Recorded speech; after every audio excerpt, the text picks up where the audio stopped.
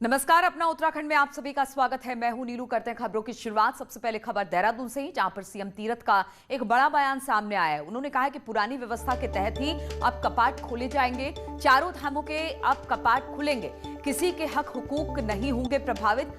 पंडा पुरोहितों से जल्द करूंगा मुलाकात, उनकी समस्याओं के लिए भी करूंगा मुलाकात। पंडा पुरोहितों ने की थी सीएम से मुलाकात। और अब जिस तरह से देवस्थानम बोर्ड को लेकर भी अब विवाद शुरू हो गया है, उस पर अपने ही मंत्री बातचीत करने लगे हैं, तो इसको लेकर एक बड़ा बयान सीएम तीरथ सिंह रावत की तरफ से कहा जा सकता है। उन्होंने कहा है कि पुरानी व्यवस्था के तहत ही कपाट खोले जाएंगे, चारों धाम के कपाट खोलेंगे और किसी के हक हुकूक इससे प्रभावित नहीं होंगे। जो पंडा पुरोहित समाज है, उनसे मैं जल्द मुलाकात करूंगा, उनकी समस्याओं से रूबरू होऊंगा। और पंडा पुरोहितों ने भी सीएम से मुलाकात की है। तो बड़ी खबर कही जा सकती है। जिस तरह से देवस्थानम बोर्ड को लेकर लगातार विरोध के स्वर उठते रहे, और इसको लेकर अब तीरथ सिंह रावत का एक बड़ा बयान। उन्होंने कहा है कि पुरानी व्यवस्थाओं के तहत ही अब मंदिर के कपाट खोले जाएंगे। देखिए, जहां तक खुलने का प्रश्न है, केदारनाथ, बद्रीनाथ, गंगोत्री, यमुनोत्री, उनकी तिथियां घोषित हो गई है। वो पूरी तरह जो पुरानी व्यवस्था थी उसी अनुकूल चलेगा। जो जिसके अधिकार है, हक हकूक है, वो किसी प्रकार कोई छीनेगा नहीं, बना रहेगा। बाकी जो अन्य उनकी समस्या है, उसके लिए मैं उन लोगों को बुलाने वाला हूँ बहुत जल्दी, उस समाज को, और उसके बाद उसको विचाराधीन मैंने किया है, रखा है। नमस्कार। और बातचीत करने के लिए सुनील नवप्रभा देहरादून से हमारे साथ जुड़ गए हैं। सुनील, सबसे बड़ी बात आज तीरथ सिंह रावत ने यह कह दी कि पुरानी व्यवस्थाओं के तहत ही चार धाम के कपाट खुलेंगे। तो पुरानी व्यवस्था वही पंडित पुरोहित वाली व्यवस्था होगी, कोई देवस्थानम बोर्ड वाली व्यवस्था नहीं होगी। तो क्या अब हम माने कि देवस्थानम बोर्ड के फैसले को सरकार वापस ले सकती है?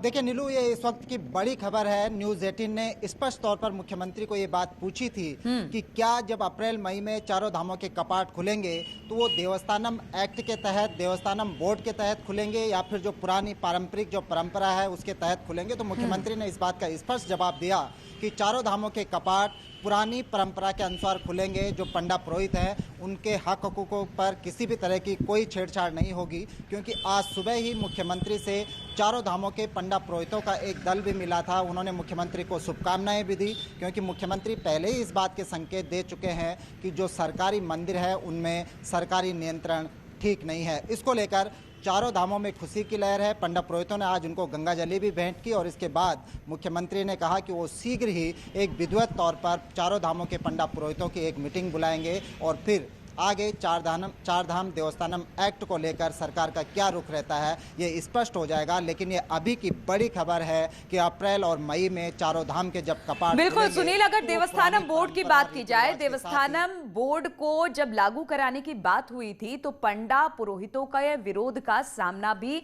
त्रिवेंद्र सिंह रावत को करना पड़ा था। और इस मुद्दे पर भी त्रिवेंद्र सिंह रावत घिरे हुए थे। इस मुद्दे को लेकर भी जहां तक उनको हटाए जाने की बात हो रही है, उसमें एक अहम मुद्दा यह भी था।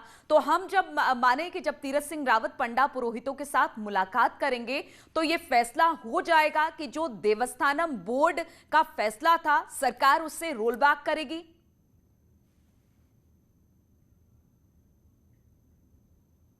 देखिए नीलू, बहुत संभव है कि सरकार इस पर रोल बैक कर ले, और यदि किन्हीं कारणों से, क्योंकि पहले भी बीजेपी की गवर्नमेंट ने जनवरी 2020 में तमाम विरोध के बावजूद चारधाम देवस्थानम एक्ट को लागू किया था, हो सकता है कि अगर किन्हीं कारणों से रोल बैक न हो तो इसको चारधाम देवस्थानम एक्ट को पूरी तरह से शिथिल किया जा सकता है, जिस तरह के संकेत लगातार मुख्यमंत्री दे रहे हैं। और उनके कैबिनेट सहयोगी भी अब खुलकर बोलने लगे। आपने देखा कि कैबिनेट मंत्री हरक सिंह रावत ने यह बात साफ तौर पर कही है कि जो मंदिर हैं उन पर सरकारी नियंत्रण नहीं होना चाहिए। ये पुरातन परंपरा है, वैदिक धर्म की, सनातन धर्म की एक परंपरा है, उस पर सरकारी नियंत्रण का कोई मतलब नहीं होता। ये कैबिनेट सहयोगी कह चुके हैं, खुद मुख्यमंत्री तीरथ सिंह रावत के। तो इसको देख के लगता है कि हो सकता है सरकार रोल बैक कर ले, क्योंकि सरकार को 2022 के चुनाव में भी जाना है, और इसको लेकर चारों धामों में सरकारी नियंत्रण को लेकर बड़ा आक्रोश है। सिर्फ चारों धामों की बात नहीं है, उत्तराखंड के 51 मंदिर देवस्थानम एक्ट के तहत है। बिल्कुल, इसको लेकर जो आक्रोश था वो त्रिवेंद्र सिंह पर भी भारी पड़ा था, इसलिए सरकार और कोई रिस्क इसमें नहीं लेना चाहती है और पुरानी व्यवस्थाओं के साथ ही चार धाम यात्रा की शुरुआत करना चाहती है, जो इस वक्त की बड़ी खबर कही जा सकती है। चलिए अब बढ़ते हैं अगली खबर की ओर। तो चार धाम को लेकर मीटिंग है, चार धाम को लेकर मीटिंग आज होगी। सीएम तीरथ सिंह 13 विभागों के साथ ये मीटिंग करने वाले हैं। चारों धामों में हेलीकॉप्टर सेवा को लेकर बातचीत होगी। पिथौरागढ़ और गोचर से भी उड़ान भरेगी ये हेलीकॉप्टर। यमुनोत्री में होगी कार्डियोलॉजिस्ट की नियुक्ति, केदारनाथ में भी इसके अलावा कार्डियोलॉजिस्ट की नियुक्ति होगी। 14 मई को गंगोत्री, यमुनोत्री, 17 मई को केदारनाथ, 18 को बद्रीनाथ धाम खुलेंगे और उससे पहले ये एक बड़ी मीटिंग कही जा सकती है तीरथ सिंह रावत से बाकी अधिकारियों के साथ, जो यह आज की मीटिंग है। और सीएम तीरथ सिंह रावत ने कुंभ को लेकर कहा कि अप्रैल में होने वाले 3 स्नान बहुत ज्यादा चुनौतीपूर्ण होंगे, इसके लिए अभी से व्यवस्था की जानी चाहिए। आने वाले लोगों के लिए बसों की आवश्यकता होगी, बसों की संख्या को चौगुना किया जाएगा जिससे श्रद्धालुओं को किसी तरह की कोई परेशानी ना हो। तो बसों की संख्या कुंभ को देखते हुए कुंभ के लिहाज से बढ़ाई जाएगी और ये व्यवस्था जो है चौगुनी की जाएगी, यानी बसों की संख्या चौगुनी की जाएगी ताकि जो लोग कुंभ में आना चाह रहे हैं उनको किसी तरह की दिक्कत ना हो। कब तक बढ़ जाएंगे? मंत्रियों के विभाग बहुत जल्दी मिल जाएंगे, शायद है कि आज ही आपको माध्यम से आगे चला जाएगा। अब जो 3 स्नान हमारे हैं अप्रैल में, ये बहुत चुनौतीपूर्ण होंगे, तो इनके लिए अभी से हमने व्यवस्था की है। 100 मैंने फिर यही कुंभ के बारे में बैठक ली, तो एक तो जो लोग आने वाले होंगे उनके लिए बसें की आवश्यकता है, तो बसें अभी तक जो उनकी जितनी संख्या थी उसका मैंने 4 गुना संख्या बढ़ाई। और मुख्यमंत्री तीरथ सिंह रावत का एक बयान इन दिनों चर्चा में बना हुआ है। हरिद्वार में एक कार्यक्रम में उन्होंने मंच से प्रधानमंत्री मोदी की तारीफ की, कुछ इस अंदाज में की, आप खुद ही सुनिए कि क्या कहा प्रधानमंत्री मोदी के लिए। कई बार कहता हूँ लोगों को, द्वापर में त्रेता में राम कृष्ण हुए हैं और राम ने भी यही समाज का काम किया था, इसलिए भगवान मानने लगे। आने वाले समय में नरेंद्र मोदी को भी उसी रूप में हम मानने लगेंगे। वह काम नरेंद्र मोदी प्रधानमंत्री इस देश के अंदर कर रहा है, उसकी जय जयकार, इसलिए सबको कह रहे हैं तो मोदी है तो मुमकिन है। और मुख्यमंत्री तीरथ सिंह रावत ने हरिद्वार में कई कार्यक्रमों में शिरकत की। बाद में कुंभ मेले को लेकर निरंजनी अखाड़े पहुंचकर साधु संतों के साथ एक बैठक की। मुख्यमंत्री ने कहा कि कुंभ मेला 12 सालों में एक बार आता है, इसलिए मेला दिव्य होगा, भव्य होगा, भक्तों के लिए कोई रोक टोक नहीं होगी, लेकिन स्नान करने वाले लोगों से अपील करेंगे कि कोरोना के दिशा निर्देशों का पालन करें। भव्य दिव्य वो बने, उसके लिए हमारी तैयारी। जनता आए, पूरी तरह गंगा स्नान करके जाए, कोई रोक टोक शासन प्रशासन की तरफ से नहीं होगी, लेकिन इतना जरूर है कि भारत सरकार के जो गाइडलाइन है उसका हम लोग सब पालन करें। प्रधानमंत्री जी का जो दिशा निर्देशन उसका पालन करें, मास्क लगाएं, सैनिटाइज लगाएं, यही गाइडलाइन है, बाकी कोई रोक टोक नहीं है, यह हमने कहा है। अध्यक्ष महेंद्र नरेंद्र गिरी ने कहा कि मुख्यमंत्री बनते ही तीरथ सिंह रावत ने कुंभ मेले के संबंध में जो निर्णय लिए हैं वो बेहद सराहनीय है। सरकार नहीं दिया करती थी, तो उन्होंने कहा कि खूब खुले में आप लोग करिए, कथा भी करिए और अनुच्छेद चलाइए, कोई रोक टोक नहीं है। तो हम माननीय मुख्यमंत्री को बिल्कुल धन्यवाद देते हैं, आभार कि ऐसा मुख्यमंत्री वास्तव में आते ही पूरा उत्तराखंड खुशी हो गया। और हरिद्वार कुंभ मेले के दौरान नेत्र चिकित्सा में अग्रणी संस्थान हंस फाउंडेशन और दिव्यांग जनों की सहायता के लिए काम करने वाली संस्था सक्षम संयुक्त रूप से नेत्र कुंभ का आयोजन करने जा रही है। इसके तहत कुंभ क्षेत्र में 7 स्थानों पर नेत्र चिकित्सा के शिविर लगाए जाएंगे, जिसमें देश भर से नेत्र चिकित्सक विशेषज्ञ यहां पर आकर अपनी सेवाएं देंगे। हरिद्वार के ऋषिकुल महाविद्यालय सभागार में नेत्र कुंभ का शुभारंभ किया गया। सीएम तीरथ सिंह रावत ने कहा कि हंस फाउंडेशन और माता मंगला द्वारा सराहनीय कार्य किया जा रहा है। नारायण सेवा, वसुधैव कुटुंबकम, सर्वे भवन्तु सुखिनः, सर्वे भवन्तु निरामया, यह भाव लेकर के हम लोग चलने वाले भारतीय, और यह इस नेत्र कुंभ में देखने को मिला कि संस्था के द्वारा उन दिव्यांगों को, कोई पांव से कमजोर है, कोई दृष्टि से कमजोर है, ऐसे लोगों को उपकरण देने का जो काम कर रहे हैं,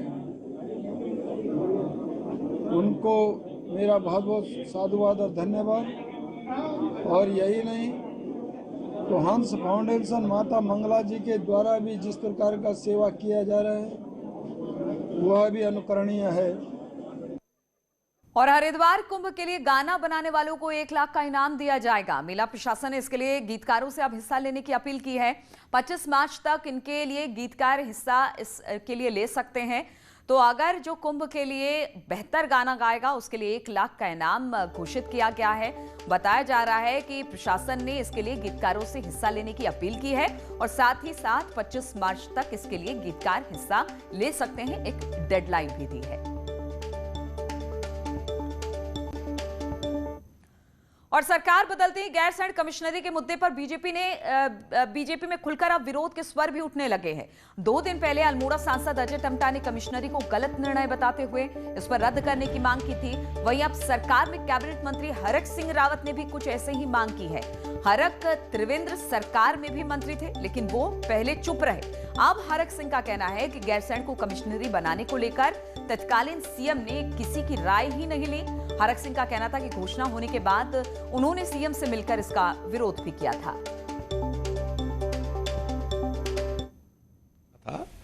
इसमें पार्टी के स्तर पर सलाह मशवरा होना चाहिए, लेकिन अब मुझे नहीं मालूम कि वो निर्णय किससे पूछ के कैसे लिया गया।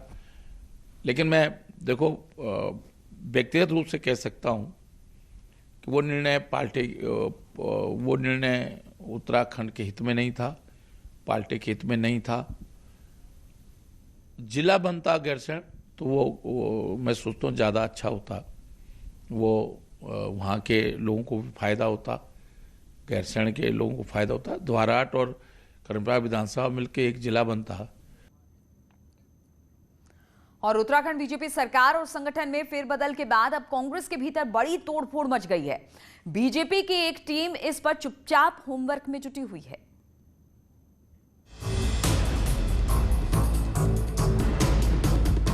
सत्तावन विधायकों के साथ सत्तारूढ़ बीजेपी ने 2022 के लिए 60 सीटों का टारगेट रखा है और इसके लिए रोड मैप भी बनाया गया, जिसमें निशाने पर कांग्रेस के प्रभावशाली नेता भी हैं। कोशिश है कि इन्हें बीजेपी में लाया जाए। सूत्रों की माने तो राज्यसभा सांसद नरेश बंसल की अध्यक्षता में गठित स्क्रीनिंग कमेटी उत्तरकाशी, टिहरी, कोटद्वार और कुमाऊं में ऐसे कई नेताओं से संपर्क साध चुकी है। सूत्रों का यहां तक कहना है कि अगर इस बीच बीजेपी में सियासी उथल-पुथल ना होती तो पार्टी एक हद तक ऑपरेशन को अंजाम भी दे चुकी होती।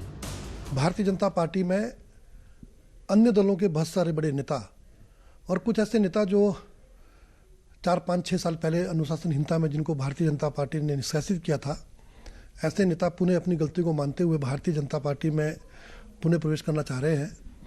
तो ऐसे जो लोग हैं उनको पार्टी में लिया जाए या न लिया जाए, इसके लिए एक screening committee Bharatiya Janata party में बनी है।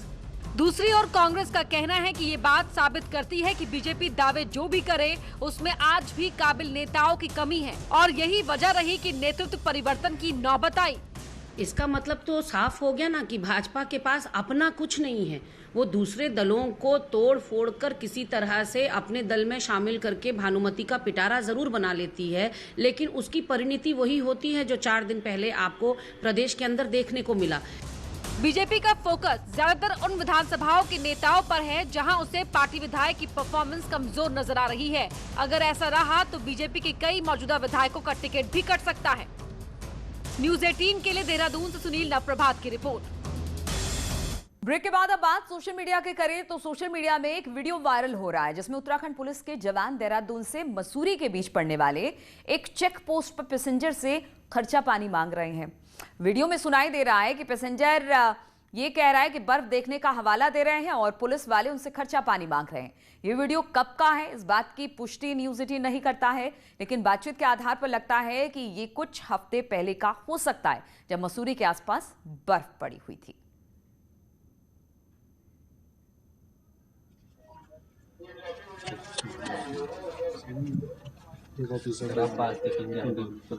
पहली बार ऐसा। और हरिद्वार में जंगली जानवरों का रिहायशी इलाकों में आने का सिलसिला थम नहीं रहा है। हर की पैड़ी के पास पहुंचे एक जंगली हाथी से हड़कंप मच गया।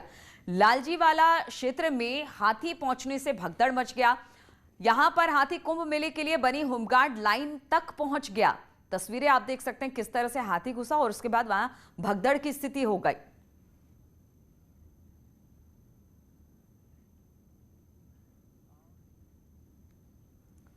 और प्रदेश कांग्रेस का एक तरफ सरकार के खिलाफ जनाक्रोश रैली निकाल रही है, तो दूसरी तरफ अंदरूनी घमासान से भी जूझ रही है।